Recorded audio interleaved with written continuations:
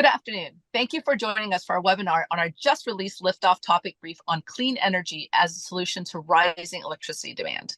I'm Vanessa Chan, Chief Commercialization Officer and the Director of the Office of Technology Transitions. And I'm joined by two of my favorite colleagues, Jigar Shah, Director of the Loan Programs Office, Paul Donahue-Valle, the Acting Director of Deployment and Infrastructure at the Office of Policy. And we'll share a few remarks from our work at the DOE before turning over to Liftoff author to take us through the report detail. So to achieve the Biden-Harris administration's goals for a carbon emission-free energy sector by 2035 and a net zero economy by 2050, the DOE launched the Pathways to Commercial Liftoff initiative. This Liftoff initiative focuses on understanding the current state of key emerging as well as commercially ready yet underdeployed sectors and what we all need to do differently to hit the 2035 and 2050 timelines. So far, we have released 11 liftoff reports, including power sector solutions like advanced nuclear, offshore wind, innovative grid technologies, and virtual power plants, as well as industrial decarbonization solutions and clean hydrogen, and more. In addition to the full technology-specific liftoff reports, we have just started a new topic brief initiative to expand the relevance of liftoff efforts by addressing topical themes, such as the one we're discussing today. This demand growth topic brief takes a cross-cutting look at how the power sector technologies covered by the Liftoff reports can come together to support the return to rising electricity demand. Now I want to get into the Liftoff technologies that are relevant to supporting rising demand. But first, Paul, in the Office of Policy, has been doing a lot around rising electricity demand. So Paul, can you share a little bit more about the context that we find ourselves in? Yeah, thanks, Vanessa. So here at DOE, we anticipate strong electricity growth over the next decade. And this growth to us represents success because it represents investments, economic growth, and economic benefits. It's part of the broader strategy to invest in America and expand clean energy resources. While demand for electricity has been relatively flat over the last decade, due in part to success in energy efficiency technologies, we're now returning to a time of load growth, and we think that this load growth is here to stay. In several states, data centers are currently the main driver of growth. But we're also seeing significant growth to new manufacturing facilities, such as those for making batteries and making electric vehicles. And beyond that, we know more demand is coming from things like new semiconductor fabs supported by the CHIPS and Science Act, and more adoption of electric technologies like efficient heat pumps. And beyond that, demand to produce clean fuels like hydrogen and to power industrial decarbonization. Here at DOE, we've been studying long-term electricity pathways for a while, and we know that this load growth, in addition to bringing economic growth, is consistent with meeting our net zero emissions targets. For example, our national lab studies looking at this show that we'll likely need to double electricity demand by 2050 in order to meet net zero emissions.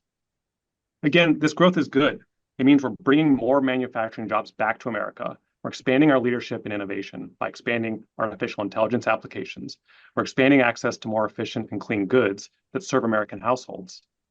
But fully and cost-effectively capturing these benefits and growth will require changing how we invest in and manage our power system. Luckily, we've got technologies and solutions that we need to meet growing demand, especially technologies that were not available or cost-effective 20 years ago, even 10 years ago. So we see that there's a broad portfolio of technologies and enabling solutions available that span the whole power system, not just one piece of it, from new generation and storage technologies, enhancing and expanding the transmission system, and maximizing the efficiency and flexibility of all the demand-side resources. So today, solar, onshore wind, battery storage, energy efficiency are all part of a portfolio of resources that offer some of the scalable and cost-effective ways to meet increased electricity demand, including demand for data centers. As an example, we're already working on new ways at DOE to accelerate this deployment, such as addressing interconnection challenges for clean electricity resources, as we've outlined in the roadmap developed by DOE's Interconnection Innovation Exchange Program, I2X, to improve simulation tools for interconnection studies, and we published this earlier this spring. Lastly, demand growth can help accelerate deployment of emerging and commercially available clean energy and grid solutions that the Liftoff reports have covered, and can help address near-term needs as well as help to commercialize these technologies that we know we're going to need to get to net zero. So I'll turn it back to Vanessa. Exactly. No one technology solution is a silver bullet. We need an all-of-the-above approach to invest across the entire power system to most cost-effectively and expediently meet rising demand. In parallel to continue to deploy familiar technologies like solar, battery storage, and energy efficiency, we need to invest to achieve commercial liftoff of other power sector solutions. The Liftoff reports have so far covered 8 power sector technology sectors that are part of the portfolio approach needed to address rising electricity demand. As Louise will get into further, the Liftoff reports point to the opportunity to unlock hundreds of gigawatts of additional clean, firm generation, grid capacity, and demand-side management in the next decade. But we need concerted investment to happen today, and we need to focus on removing the cross-cutting barriers that are holding these sectors back. Rising demand today, especially from data centers with large demand needs and often a strong preference for clean solutions, can help further catalyze the investment and process solutions needed to accelerate liftoff of these energy and grid solutions. And Paul, you mentioned how demand is only going to rise and continue to rise over the next several decades to support economic growth and meet our net zero goals, with data center growth today only the first of additional drivers of demand growth long term. So revising the power sector processes to support deployment of technologies today to address near-term data center demand can also better position the U.S. power sector to be ready to support future waves of electricity demand growth from continued manufacturing build-out and electrification. Totally. On that point about needing to invest today to support long-term growth, this isn't just about technology deployment. It also comes down to a broad culture change needed across utilities and the power sector landscape if we are to meet this moment. For a few decades now, utilities have been using the same playbooks to build centralized generation and associated transmission distribution to meet long-term demand needs. And it's largely worked, and earnings have stayed protected. So they haven't really had to innovate or adopt new ways of working. But with demand growth accelerating fast, from data centers, new manufacturing, a surge of electric vehicles and electrified appliances that are giving customers more power and control over their energy use, an old grid operations paradigm needs to be updated. Furthermore, extreme weather and wildfire events are also requiring updated tools. Utilities are increasingly caught in a period of momentous change. To meet this moment, utilities, alongside regulators, policymakers, grid operators, and planners and others, need to rebuild their innovation capabilities.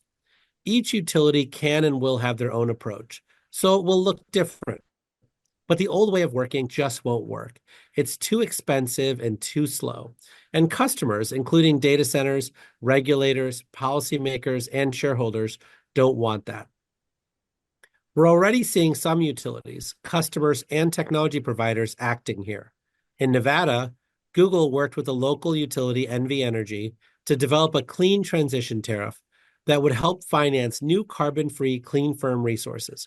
Google is working with Fervo, a next-generation geothermal developer, to build clean, firm supply.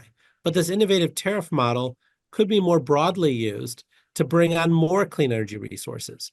In the Carolinas, Duke Energy recently announced an MOU with Google, Microsoft, Amazon, and Nucor to look at tariff models that could support clean, firm generation such as nuclear power. These are good examples of innovation that we need to build on. Failing to adopt new strategies and technologies is the higher risk path for utilities today, given how quickly conditions are changing around them. So at DOE, we know this kind of change is hard, but thanks to the bipartisan infrastructure law and the Inflation Reduction Act, we also have many of the new and expanded tools and incentives to deploy these solutions and implement the changes needed to meet this moment. Just last month, DOE launched the Electricity Demand Growth Resource Hub at energy.gov/electricity demand that helps summarize many of the tools and resources available to make it easier for stakeholders on this topic to connect with DOE and leverage our resources to develop and deploy innovative solutions. These tools cover everything from technical assistance programs, grants, the tax credits, loans, as well as DOE and national lab research and expertise. These programs are actively supporting public and private stakeholders in responding to load growth.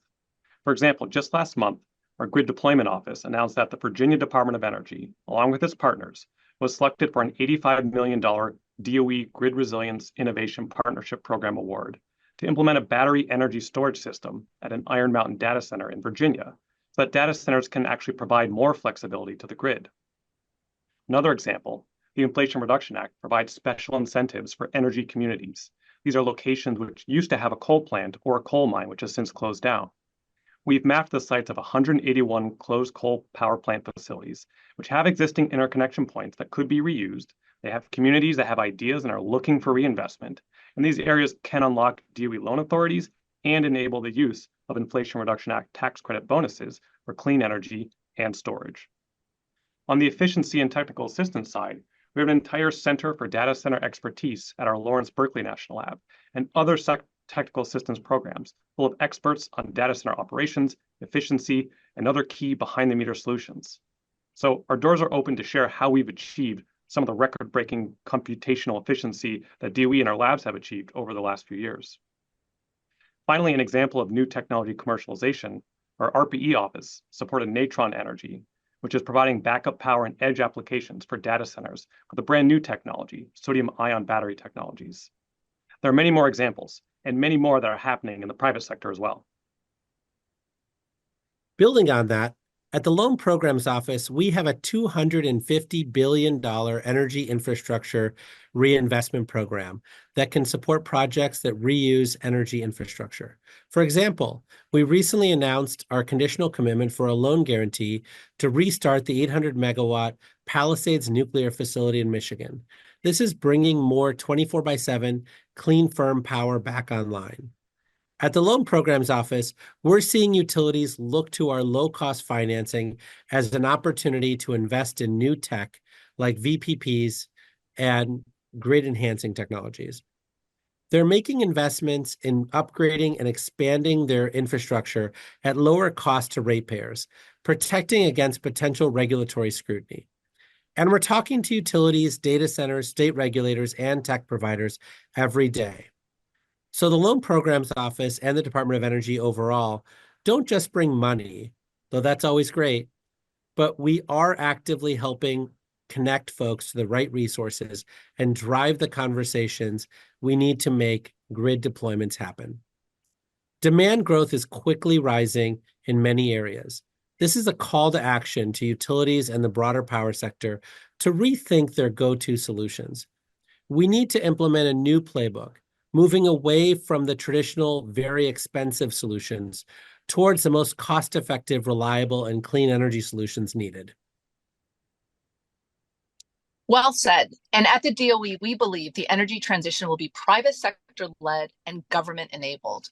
In addition to being what is needed to build and maintain an expanded, reliable, affordable, clean, and secure grid to support America's economic growth and net zero emission goals. This is also a major investment opportunity for the utilities, investors, and communities that step up to embrace this moment of growth and innovation. And DOE is here to support public and private stakeholders alike. Jigar, Paul, and all on the call, thank you for joining in the conversation today. And I'm going to turn it over to the one and only Louise White to highlight some of the key messages from the Demand Growth Liftoff topic brief. Thanks, Vanessa. I'm Louise White, a senior consultant with the DOE's Office of Technology Transitions and Loan Programs Office. And for the next few minutes, I'll cover a few core messages from our latest Liftoff Demand Growth topic brief, titled Clean Energy as a Solution to Rising Electricity Demand. I'll cover three main topics. First, the relevant technologies covered by the Liftoff reports and how they fit into the portfolio of resources available to address rising demand. Second, priority opportunities to achieve liftoff and the size of the opportunity at stake. And third, cross-cutting actions that could help unlock progress across the suite of solutions, industry momentum that's already underway, and the DOE resources available to support. So let's dive in. As Paul mentioned, the US is returning to a period of significant demand growth after around 2 decades of flat demand. Projections are continuing to rapidly evolve, and the DOE is actively monitoring these outlooks. But the latest from the North American Electric Reliability Corporation, NERC, forecasts approximately 15 to 20% of a total increase in annual electricity demand over the next decade. And as outlooks continue to evolve to better account for the rapid growth in data center development in several states, total demand and peak demand could be even higher by the mid-2030s. Notably, though, while load growth is increasing relative to the last several years, it is not unprecedented. Prior to 2005, the US experienced periods of 10-year load growth of up to 30% for several decades in a row. And as Paul noted, the DOE has been studying long-term electricity pathways for a while.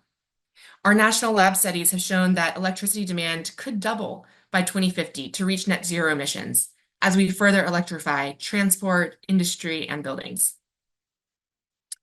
And against this backdrop of rising electricity demand, it's clear that a portfolio approach will be needed to meet near-term demand in the next 3 to 5 years with commercially available technologies, while also paving the way to support long-term growth 10 plus years down the road.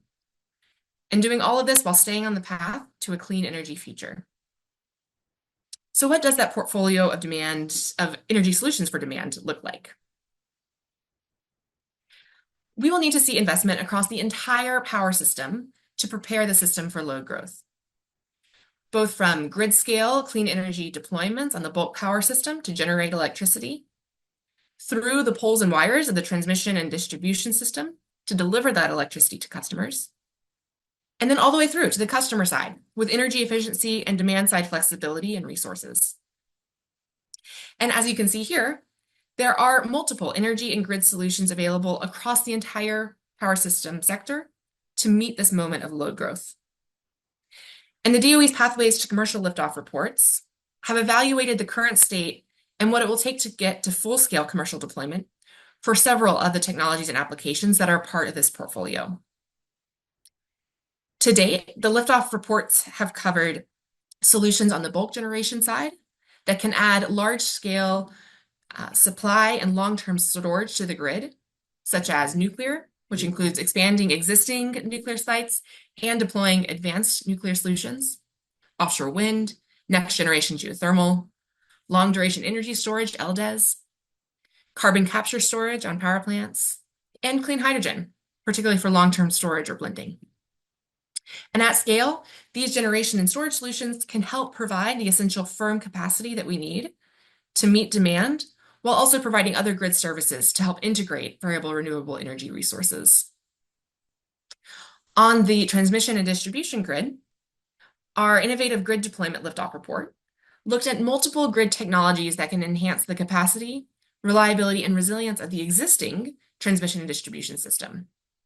This included covering technologies like advanced conductors for reconductoring, or grid enhancing technologies like dynamic line rating and topology optimization, all the way through to distribution automation solutions like volt-var optimization or distributed energy resource management systems. Collectively, all of these technologies can again help increase that flexibility, efficiency, and effective capacity of the existing grid.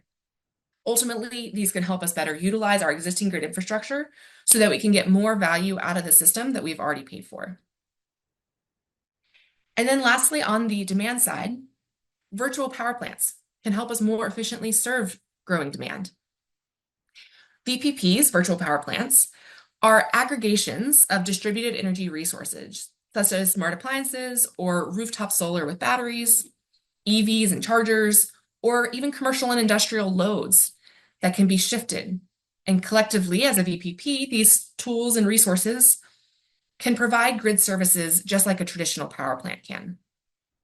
So VPPs can help us meet growing electricity demand by shaping, shifting, or even shedding electricity loads to more efficiently manage and serve electricity demand, particularly during electricity peaks. So across those solutions that the Liftoff reports have covered, rising electricity demand today elevates the need for liftoff and broad adoption of these solutions at scale. The Liftoff reports point to 3 opportunities that I'll walk through that industry can pursue today to help address power needs in the near term while enabling the solutions needed for the long term. These 3 opportunities include 1, investing now in clean bulk power generation and storage to ensure expanded availability of these technologies at scale to meet the long-term doubling of demand. Second, enhancing the existing transmission and distribution grid by rapidly scaling proven advanced grid solutions, such as advanced conductors or grid enhancing technologies, to unlock more capacity and value on the existing grid in the near term, and particularly using these tools as a bridge while new transmission and distribution is built out over time. And third, lastly, we can more efficiently serve demand now with broader deployment of virtual power plants, which are also commercially available and quickly deployable to help meet near-term needs. Now, why does prioritizing these opportunities to achieve liftoff matter at all? Because pursuing these solutions in parallel can add and unlock meaningful system capacity across the entire electricity system in the next decade to support rising electricity demand. So to understand the opportunity at stake, we looked at what the potential collective system capacity impact could be at scale by the mid-2030s across these solutions covered by the Liftoff reports. And we looked at the opportunity versus what the system would need by that time. So let's walk through that. And let's start in the grid scale side and first talk about what is needed to support demand growth. So based on NERC's most recent industry outlook, an estimated 155 to 165 gigawatts of resources will be needed to support peak demand by 2033. This accounts for both resources needed to support peak demand growth, the dark gray bar, and resources to replace coal assets that are expected to retire. And so to emphasize that for a moment, we've been talking a lot about demand growth and the need to expand the system to support that growth. But in addition to just expanding generation supply, we also need to replace assets that are being retired, such as coal plants. Completing the current pipelines for offshore wind, carbon capture, storage, and then also significantly investing in other generation and storage solutions like advanced nuclear, next generation geothermal, or LDES, could add 65 to 135 gigawatts of system capacity to the grid by the mid-2030s. This is well in the order of magnitude of the system resources needed, and these technologies covered by the Liftoff reports can complement continued investments in other readily available technologies like solar, onshore wind, or hydropower, or other renewables.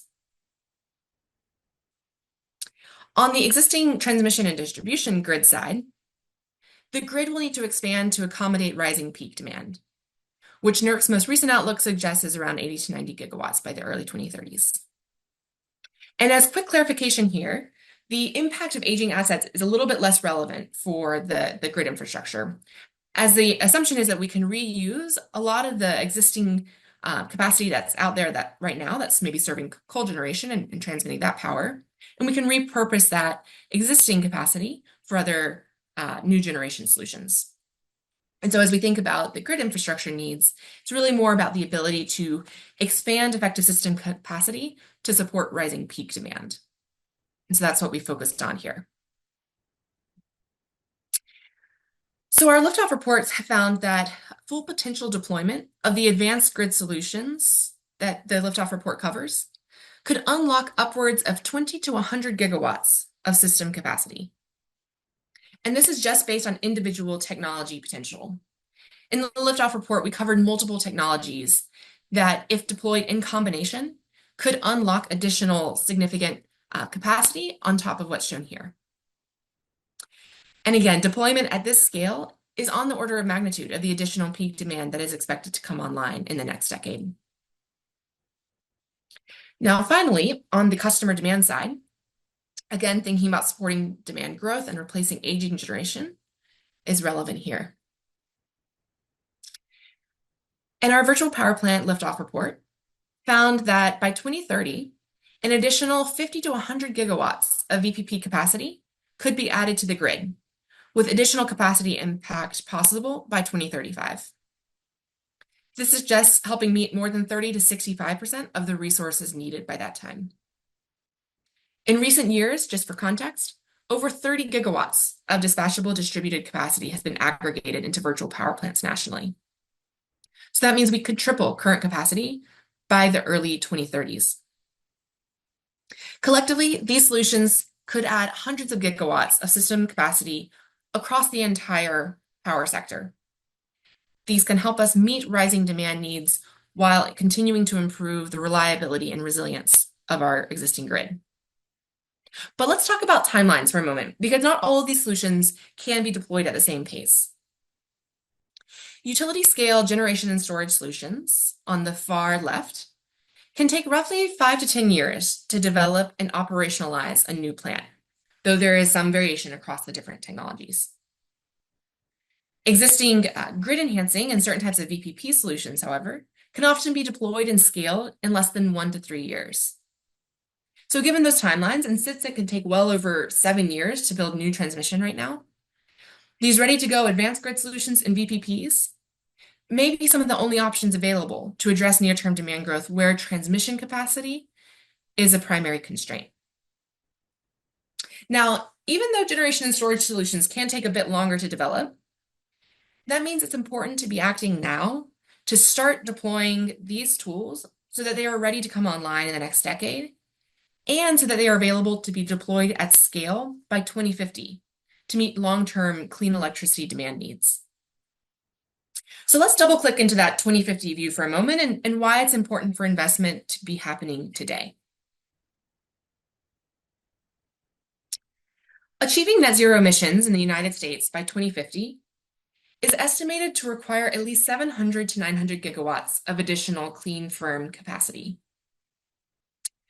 At scale, these generation and storage technologies covered by the Liftoff Reports can provide that clean firm capacity to serve demand, while also providing other grid services that can help integrate variable renewable energy resources like solar or onshore wind more readily. Previous industry and DOE studies have shown that a cost-optimal portfolio in a net zero future includes a diverse mix of clean firm generation along with variable renewables, grid expansion and upgrades, and flexible balancing resources. However, under current state trajectories or a business as usual outlook, current energy models suggest only 45 to 80 gigawatts of capacity from these solutions would be added by 2050. And that's based on kind of legacy cost and deployment trends over the last few years. So that leaves a lot of opportunity space against what would be deployed and what's needed to meet a net zero future. Collectively, however, our Liftoff reports find that these technologies could deliver an estimated 650 to 1,300 gigawatts of system capacity by 2050. That's around 70 to 150% of what is needed. Now, I'm not saying overbuild by any means, but this indicates that sufficient technical capacity is available to meet future demand, providing a pathway for the most cost-effective solutions to then be competitively deployed to best meet system needs. Alongside continued investment in solar, onshore wind, batteries, and other renewables, ensuring the most cost-optimal system long-term means investing in these clean firm technologies today to keep them on track for deployment at scale well before 2050 needs.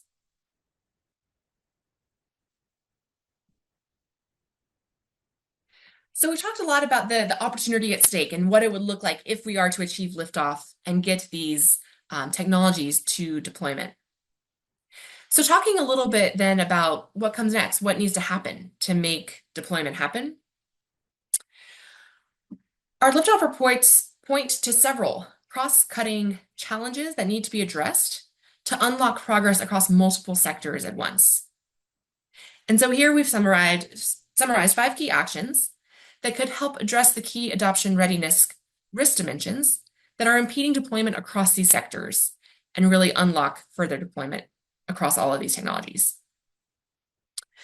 Those key actions include 1, establishing forward-looking committed order books to spur deployment of new generation resources. Examples could include implementing new offtake models for next-generation geothermal that include upfront capital investments, or maybe securing several committed order books for one advanced nuclear reactor type to help benefit from economies of scale and accelerate advanced nuclear deployments. 2, evaluating virtual power plants and advanced grid solutions as options to address near-term electricity demand hotspots, and then rapidly deploying those tools where they can cost-effectively solve grid needs today. Right now, in current practice, a lot of these advanced grid solutions and VPPs are often left out of current grid investment and planning processes, and that needs to change. Considering these tools in current decision-making can help surface where deployments can and should happen. And then transparently sharing the outcomes of those deployments for early adopters and first movers can further support broader awareness and execution know-how to drive industry-wide uptake across the US. 3, standardizing and simplifying project development processes can help streamline deployments, reduce costs, and accelerate timelines. For example, this could include streamlining customer enrollment for VPPs, or permitting for generation and storage technologies, or establishing interoperability and operational processes for advanced grid solutions. 4, revamping grid planning and market structures to fairly integrate and compensate new energy solutions for the system value they bring can help spur deployment of many of these technologies. Ensuring that these solutions are fairly compensated can really support the business case for many of these technologies. So example actions could include aligning utility incentives with advanced grid solutions, or building markets that better compensate the value of long-duration energy storage, LDES, or possibly implementing high-value PPAs, power purchase agreements, for clean, firm generation.